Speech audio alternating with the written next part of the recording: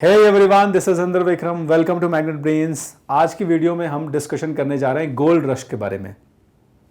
Gold rush America से related है। America में जब सोने की, कैलिफोर्निया में स्पेशली माइंस का पता चला तो लोग भागने लग गए सोने की तरफ, क्योंकि दुनिया में जो बड़े लेवल पर माइग्रेशन अभी हो रहा था ना, जो ये यूरोपियंस दुनिया भर की खाक छान रहे हैं ना, चाहे वो अमेरिका जा रहे हो, चाहे वो इंडिया आ रहे हो, चाहे वो दुनिया भर की किसी दूसरी एरिया में जा रहे हो, जो कॉलोनाइजेशन चल रहा है ना इतने बड़े लेवल पर, वो रिसोर्सेज की खोज में ही तो चल रहा है। और उसमें से सबसे बड़ा रिसोर्स जो था वो था सोना, गोल्ड। तो पूरा चैप्टर जो है वो आपका, मतलब इस वीडियो का जो पूरा कंटेंट है आपका, that is based on the gold rush and the growth of industries. कि इसी गोल्ड रश के बाद में फिर अमेरिका में इंडस्ट्रीज जो है वो डेवलप होना शुरू होंगी बड़े लेवल पर। ऐसा नहीं कि इंडस्ट्रीज पहले नहीं थी, लेकिन अब इंडस्ट्रियलाइजेशन जो है वो और बड़े लेवल पर हो जाएगा। एक इंडस्ट्रियलाइजेशन आपने यूनाइटेड किंगडम में या ब्रिटेन में पढ़ लिया, और अब इंडस्ट्रियलाइजेशन उतने डिटेल में आप इंडस्ट्रियलाइजेशन अमेरिका में नहीं पढ़ेंगे, बट आप ये जानेंगे कि कैसे gold rush triggered the industrialization, the process of industrialization in America. Clear है? तो चलो हम भी गोल्ड रश पे भागते हैं। चलो, there was always the hope that there was gold in North America। भाई आशा तो थी, ये जो यूरोपियंस हैं जब आए थे यहां पर, तो ये हमेशा से तलाश में थे बड़े बड़े रिसोर्सेज की। पिछला वीडियो आपने देखा, पिछले वीडियो में मैंने आपको बताया कि कैसे नेटिव लोगों ने अपने जमीनें खोदी, कैसे नेटिव लोग एक्सप्लॉइट किए गए इन अमेरिकन्स के द्वारा। और ढीठ पना तो देखो इनका, मतलब इनकी एक जो टेंडेंसी थी वो देखो। अमेरिकन्स क्या कहते थे नेटिव लोगों के लिए कि ये मर जाए तभी अच्छा है, ये इस जगह को छोड़ के चले जाए तभी अच्छा है, क्योंकि ये डिजर्व ही नहीं करते इस एरिया में रहने के लिए। और ये डिजर्व क्यों नहीं करते? क्योंकि यहाँ के रिसोर्सेज को इन्होंने मैक्सिमम लेवल तक यूटिलाइज नहीं किया। अब वो बेचारे नेटिव्स थे, ट्राइब्स थे, और कभी भी ट्राइब जो है वो नेचर के बियॉन्ड नहीं जाता, नेचर को एक्सप्लॉइट ही इस लेवल तक करता है कि दोनों के बीच में दोस्ती बनी रहे, तभी तो वो देसी आदमी है, तभी तो वो ट्राइब है। और ये यूरोपियंस दुनिया भर में जो अपने आप को सभ्य कहते हैं, तो सभ्यता का इनका पैमाना क्या है कि नेचर से इतना एक्सप्लॉइटेशन करो, नेचर से इतना ले लो कि सस्टेनेबिलिटी तो गायब ही हो जाए, सस्टेनेबिलिटी जैसा कुछ रहे ही नहीं सिनारियो में। तो वही इनके लिए सिविलाइज्ड वे है बेसिकली, है ना, आप समझ रहे होंगे। दूसरा, कमर्शियलाइजेशन, प्रॉफिट, रेवेन्यू, यही दिमाग में घूम रहा था। तो अब ये बेसिकली जो अमेरिका में आके बसे हैं, ये तो और तीसरे दर्जे के लोग हैं ना, क्योंकि जो ब्रिटेन था उसमें फिर भी ठीक ठाक है, लेकिन अमेरिका में ये वो लोग आए थे जो वहां से परेशान थे, हैरान थे, है ना। अब वो उस कल्चर में रहने ही नहीं चाहते थे जो यूके में है या जो बाकी यूरोप में है, फ्रांस में और जर्मनी में। ये यहां पर पूरी फ्रीडम, इंडिपेंडेंस को एंजॉय करने के लिए आए थे। और पूरी कहानी तो अपन ने पढ़ी ली है पुराने वीडियोस में कि जब आए तो किस तरीके का ट्रीटमेंट हुआ, नेटिव्स ने कैसे इनको ट्रीट किया। अब जब यहां पर ये सेटल्ड हो गए, इंडिया कह रहा हूं मैं, अमेरिका जो है वो अपने आप में एक देश की तरह एस्टैब्लिश हो गया। यूनाइटेड किंगडम ने इन्हें आज़ादी दे दी है और बाकायदा एक कंट्री के तौर पर इस्टेब्लिश हो गए। और अब ये बड़े लेवल पर कानून बना के नैतिक और अनैतिक, नैतिक शब्द तो इस्तेमाल ही नहीं करना चाहिए, अनैतिक तरीकों से ही जो नेटिव लोग थे हजारों सालों से, इनके पहले से जो ट्राइबल्स थे अमेरिका कॉन्टिनेंट में रह रहे थे, उनको ये बेदखल करते जा रहे हैं, उन्हीं की जमीनों से, उनके रिसोर्सेज से उनको डिप्राइव करते चले जा रहे हैं। तो इनके दिमाग में एक जो ग्रीड थी जब ये आए थे, when they came to this American continent, there was a biggest expectation in their mind that gold तो होगा भाई, सोना तो होगा, इतने बड़े लैंड मास में क्या गोल्ड नहीं होगा, कहीं ना कहीं तो होगा। Alright, so they were always searching, there was always hope that there was gold in North America, उत्तरी अमेरिका में सोना तो होगा कहीं ना कहीं। और 1840 के आसपास मिल गया साहब। In 1840s around traces of gold were found in California। तो अमेरिका का स्टेट कैलिफोर्निया, जहां पर 1840 के आसपास गोल्ड मिल गया भाई साहब। And this led to the gold rush. भागो भागो भागो, जल्दी से गोल्ड मिल गया है।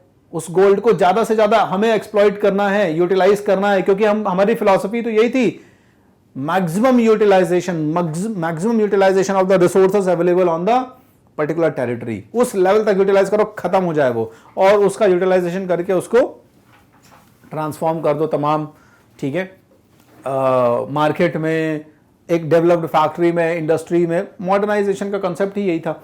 चलो, so this led to the gold rush, सोने के लिए जो दौड़ शुरू हुई, गोल्ड रश जो शुरू हुआ, when thousands of eager Europeans hurried to America, बाकी लोग भी आना शुरू हो गए। भाई अब भले अमेरिका इनका है, लेकिन आप मना थोड़ी कर सकते हैं बाहर वालों को, यूरोपियंस को, आप भी तो यूरोपियन ही हैं, तो अब आप अपने पुराने भाई बंधुओं को थोड़ी मना कर सकते हैं। जब उन्हें पता चला कि यहां पर तो सोना मिल गया है, so they started rushing towards America in the hope of making a quick fortune, जल्दी से हमारा किस्मत जग जाए।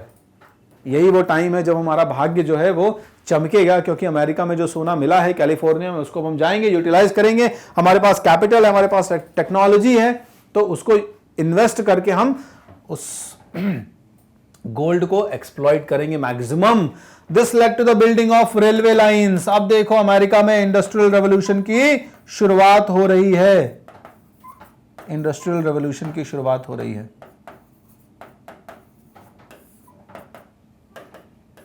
ये जो इंडस्ट्रियल रेवोल्यूशन हो रहा है वो यहीं से होना शुरू होगा। क्लियर है कि सबसे पहले मींस ऑफ ट्रांसपोर्टेशन जो है बड़े तेजी से, ऐसा नहीं था कि इंडस्ट्रीज पहले नहीं थी, लेकिन मैं बात ये करूं कि थोड़ा सा रैपिड हो जाएगा वो काम, तो रेलवे लाइन बिछना शुरू होगी, और रेलवे लाइन सिर्फ इसलिए बिछेगी ही, है ना, कि बड़े पैमाने पर ट्रांसपोर्टेशन हो सकेगा। जो माइंस होंगी, उन माइंस से जब आप गोल्ड एक्सकेवेट करेंगे तो कैरेजेस में भर के उसको, है ना, सिंपल इंक्लाइनेशन बना लेंगे, सिंपल रेलवे लाइंस जो है यहाँ पे डेवलप कर देंगे, और रेलवे लाइंस को डेवलप करके अब बचा क्या, ट्रैक के ऊपर आपकी जो कार्टराइजेस, जो कैरेजेस हैं, कार्टराइज नहीं, जो कैरेजेस हैं, इन कैरेजेस के ऊपर बाकायदा आप अपना रेलवे ट्रैक डेवलप कर लो और उसको आसानी से कैरी कर सकते हो एक जगह से दूसरी जगह। तो ये सिस्टम जो है वो डेवलप होना शुरू होगा। So the building of railway lines started across the continent, और यहां पर बड़े पैमाने पर एशिया से लेबर्स को बुलाया गया। क्लियर है।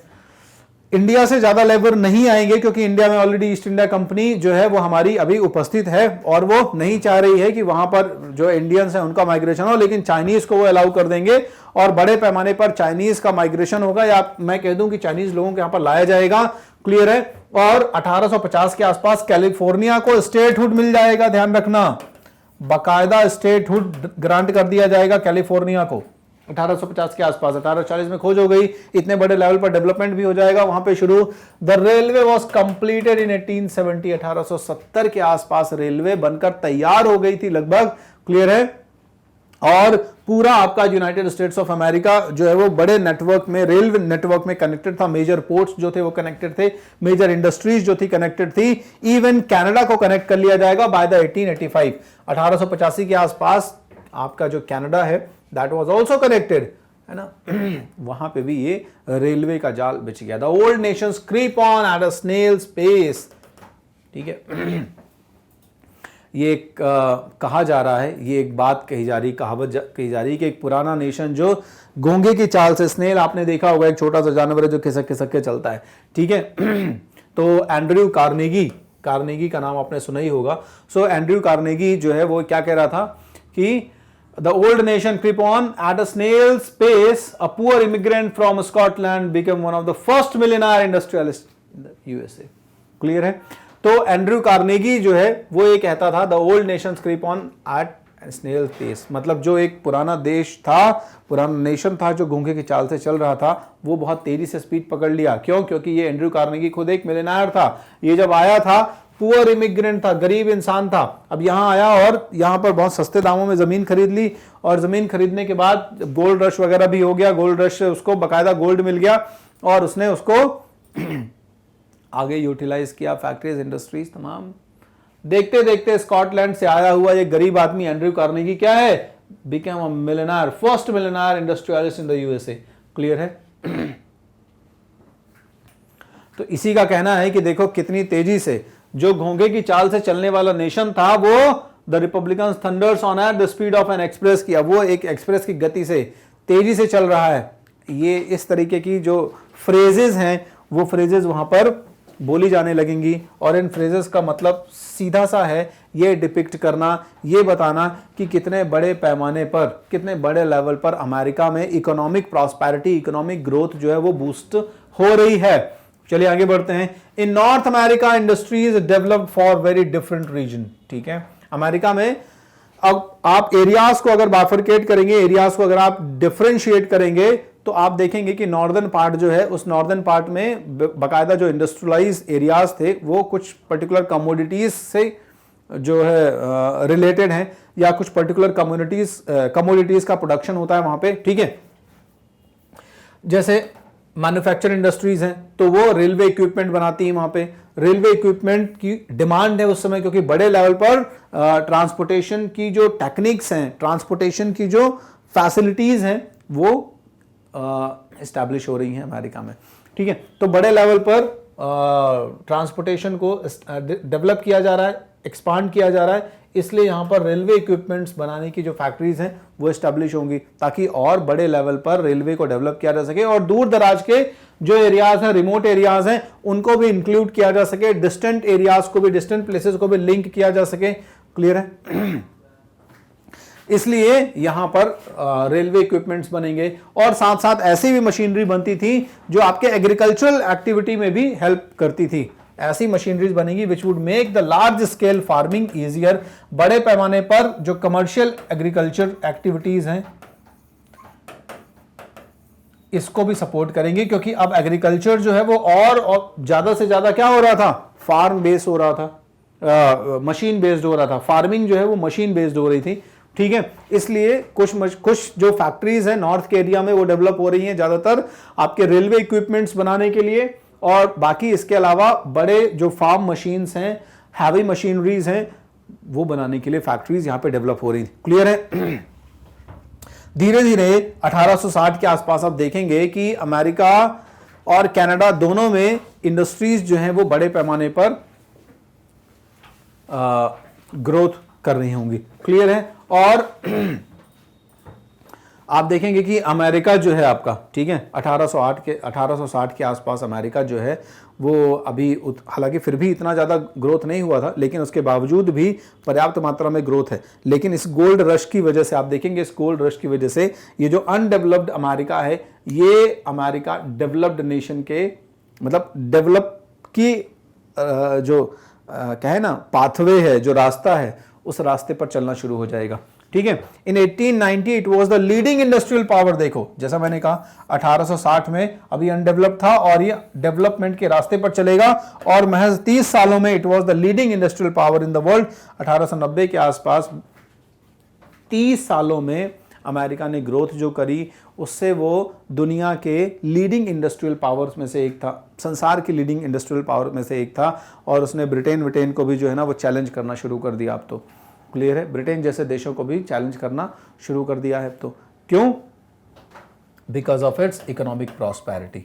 ठीक है, अपनी इकोनॉमिक प्रॉस्पेरिटी की वजह से, और ये इकोनॉमिक प्रॉस्पेरिटी तमाम जो संसाधन पहले से अमेरिका में उपस्थित थे उन्हीं की वजह से आ रहे हैं, और इसको बूस्ट करने वाला जो है अमेरिका में गोल्ड रश है। यही गोल्ड रश ऑस्ट्रेलिया में भी होने वाला है। ठीक है, यही इसी तरह का गोल्ड रश ऑस्ट्रेलिया में भी होगा। ये यूरोपियंस सोना खोजने के लिए तो तब से मर रहे हैं 16-17 सेंचुरी से। ठीक है ना, तो अब तो 19th सेंचुरी आ गया। 19th सेंचुरी में भी आपका यही जो कंडीशन है वो आपको देखने को मिलेगा वहां पे। चलो इंडस्ट्रीज के साथ साथ बड़े पैमाने पर एग्रीकल्चरल एक्टिविटीज भी जो थी वो हो रही थी।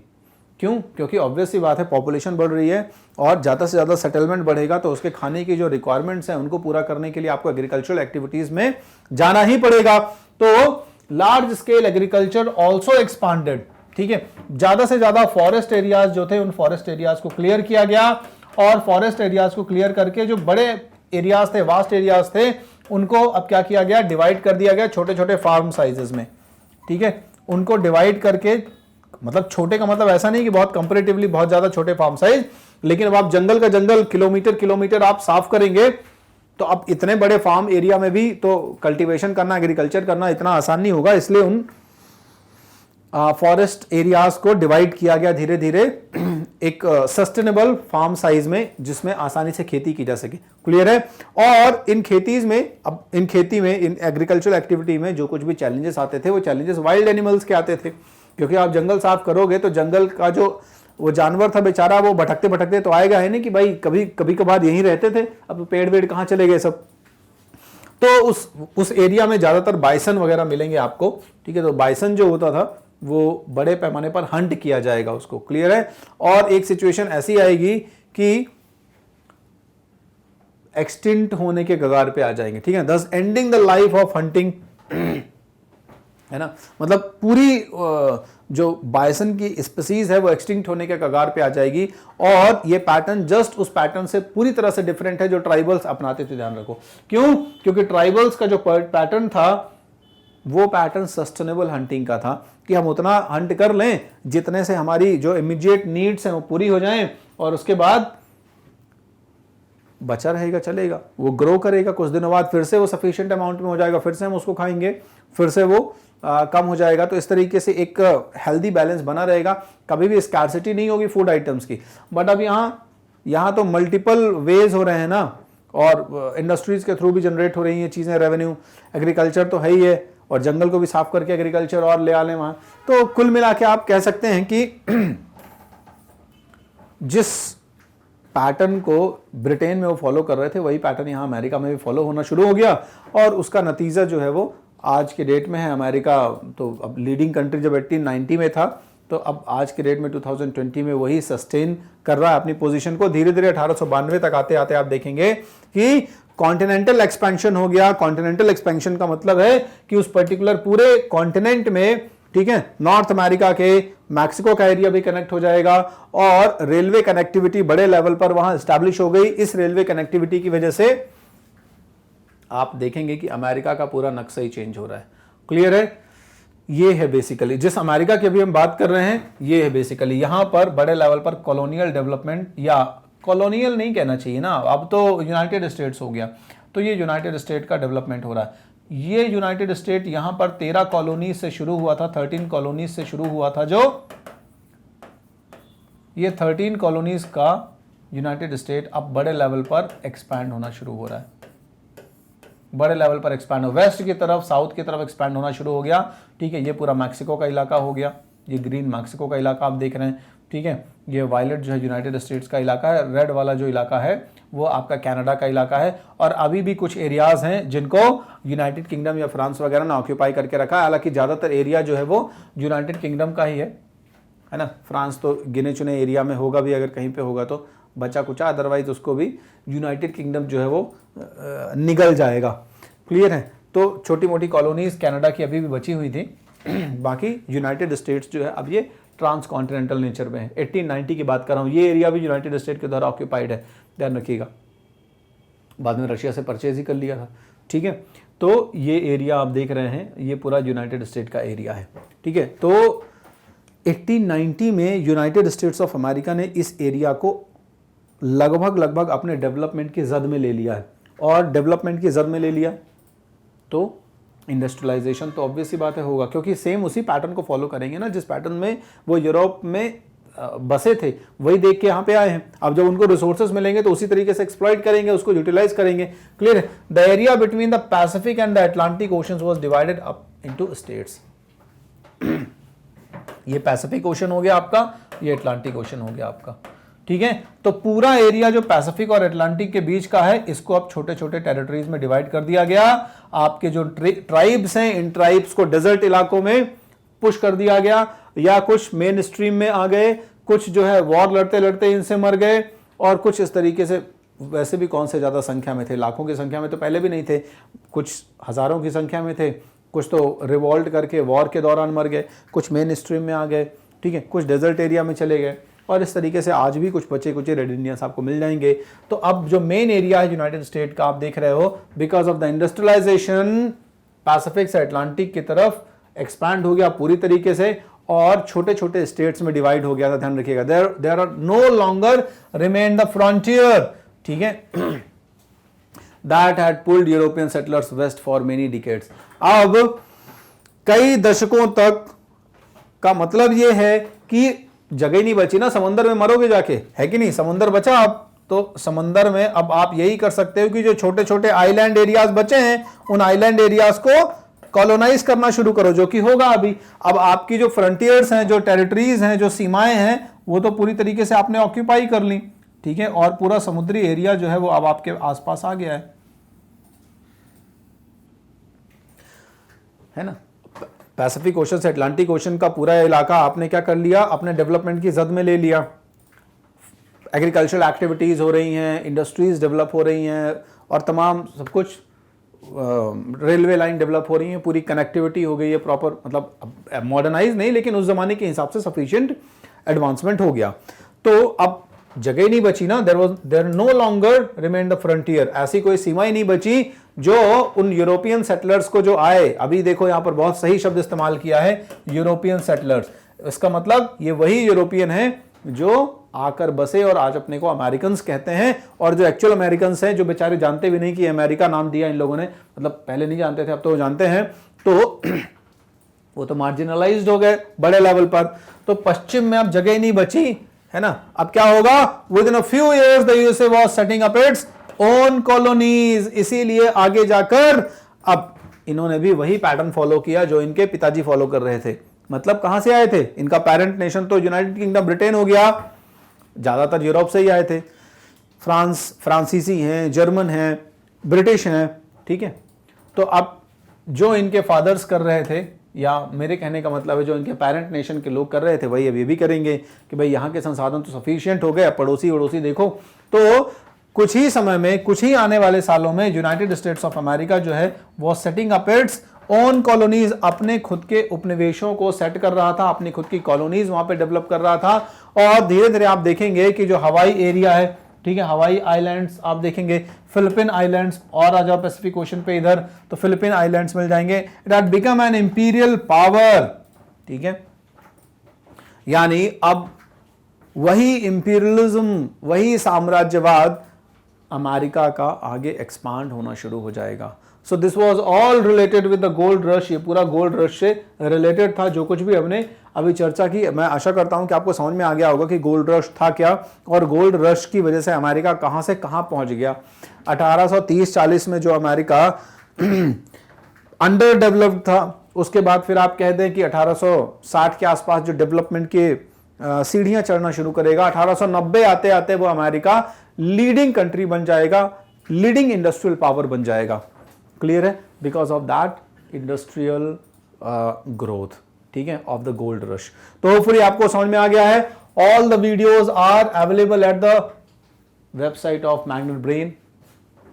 YouTube is the way through which you can find the videos easily, है ना, लेकिन द मोस्ट कन्वीनियंट वे, चूंकि वहां पे क्या बहुत सारे तमाम रेगुलर वीडियोज इतने सारे आपके पास आ रहे हैं, इसके अलावा थोड़ा सा मोबाइल है ना, एरिया थोड़ा सा कम है, तो आप कॉम्प्लिकेटेड फील कर सकते हैं उसको सर्च करने में। So the easiest way is to visit the website of Magnet Brains, www.magnetbrains.com।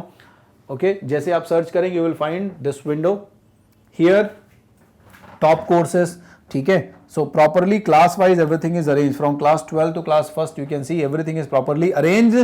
For example अभी हम डिस्कस कर रहे हैं क्लास 11 के बारे में, तो अगर आप क्लास 11 का वीडियो सर्च कर रहे हैं तो आप क्लास 11 पे क्लिक करेंगे तो you will get a list of faculty members along with their subject. इसको स्क्रॉल करोगे तो ऐसे क्लास 11 हिस्ट्री दिख जाएगा इस तरीके से। जब वहां पे क्लिक करोगे you will get this type of window.